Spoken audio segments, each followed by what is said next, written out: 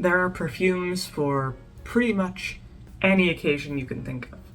Perfumes for the evening, perfumes for the daytime, perfumes for formal events or casual events, or general all-purpose perfumes and very specific perfumes. So for that reason, it can be kind of hard to choose, a perfume for a particular occasion or scenario, but having some perfumes for just casual, everyday situations is always good. You don't necessarily want to always be wearing a $700 super heavy evening perfume when you're going out for coffee at Starbucks or something. Instead, there are some perfumes that are designed for casual outings, just the daytime, your regular going out. So I'll kind of go over my choices for casual fragrances and why they would be good choices. One of which here I like quite a lot is Red Door by Elizabeth Arden.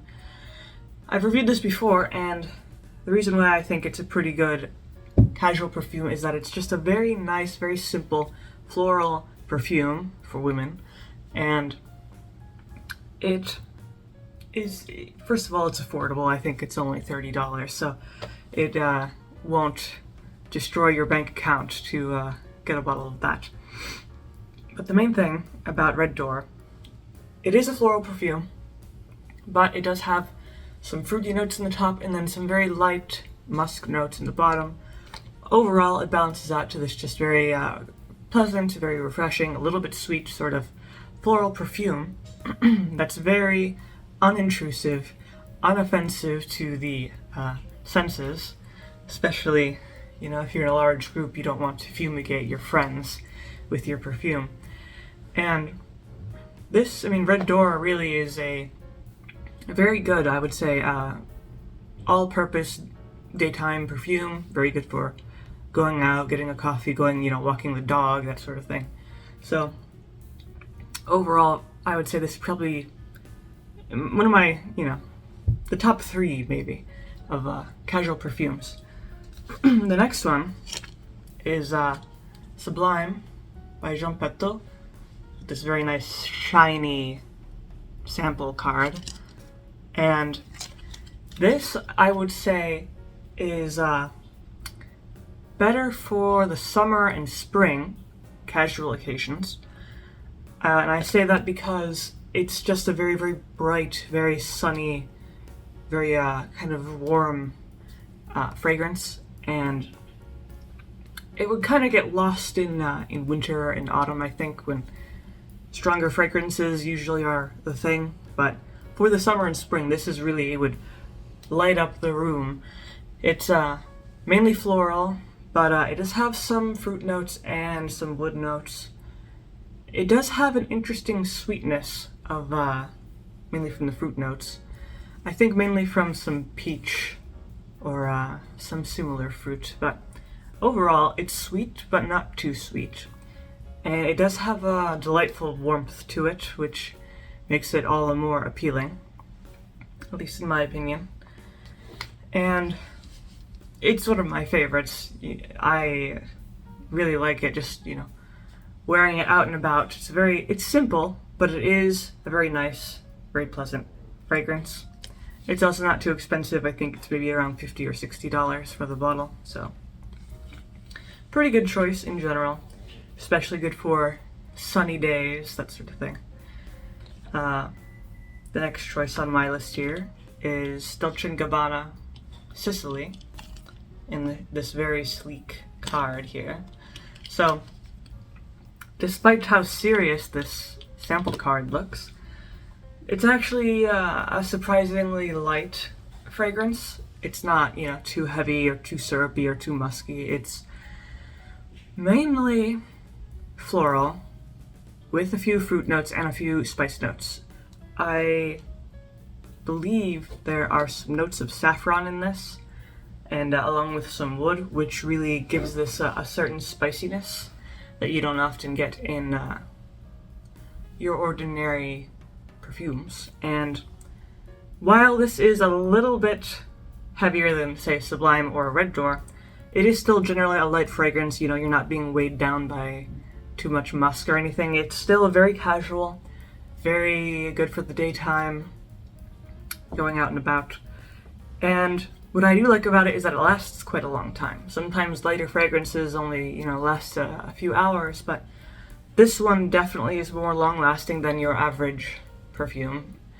Probably lasts around 6 to 7 hours, so it's a good long-lasting perfume. And it's just a very, I would say, a very good all-purpose fragrance. You could wear this in the evening if you wanted to, or to more formal events.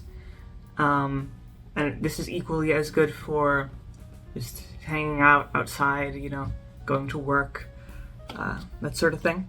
So overall, this is the main thing that makes it unique and different from other floral perfumes is those spice notes with combined with the wood. So it is a bit more interesting, more complex than, say, Red Door, which is more of a typical floral perfume. So the next one is actually a unisex scent here, the Voyage d'Hermès here, and you know, it is a unisex scent, which makes it even more versatile than your average perfume.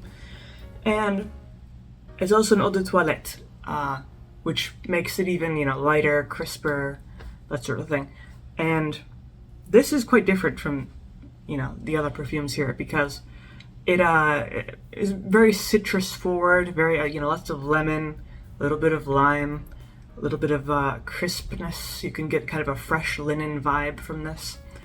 And there is also some green notes, you know, like tea and stuff like that. So that kind of weaves into the citrus notes, and overall makes this a very kind of dewy, fresh, crisp, natural sort of fragrance.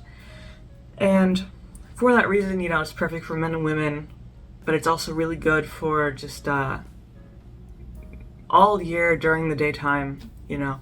I wouldn't say it's so versatile that it's good for formal wear or evening wear, because it won't last long enough to last the whole evening, because, you know, it's just very light, you know. So, but for the daytime, definitely a very good choice. And so, I mean, in general, you know, it's a good choice for the day. And then the last one here is Dolce & Gabbana, Eau Intense.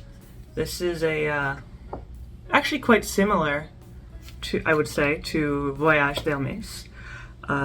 It does have a similar crispness and lightness.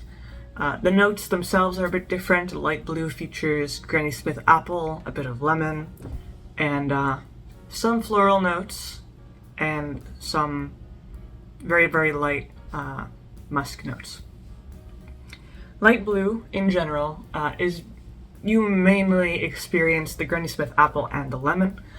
The rest of the notes are kind of faint, but because of that, it's, you know, great for summer days, spring days, not so much for the autumn or winter, because again, the cold will kind of snuff out these lighter notes. But for the warmer months, you know, the sunny months of the year, light blue is definitely a very nice, very refreshing sort of fragrance, and it will definitely keep you refreshed, you know, even when the sun is beating down on you. And despite the fruit notes, it isn't very sweet. It's more of a crisp dryness, which is generally, it makes it a very good, you know, it's not going to offend anybody's nose. It's just a very pleasant, a bit simple, but very pleasant sort of fragrance for the daytime. Definitely more casual, you know. I couldn't imagine someone wearing light blue to a more formal occasion. But just for the daytime, definitely light blue is a really good choice. So, other than that, that's all I have to say about these top 5 casual fragrances. If you have any other additions or opinions about casual fragrances, you can always leave those down in the comments below. If you like the video, leave a like, maybe subscribe, and I make videos throughout the week, so stick around for those.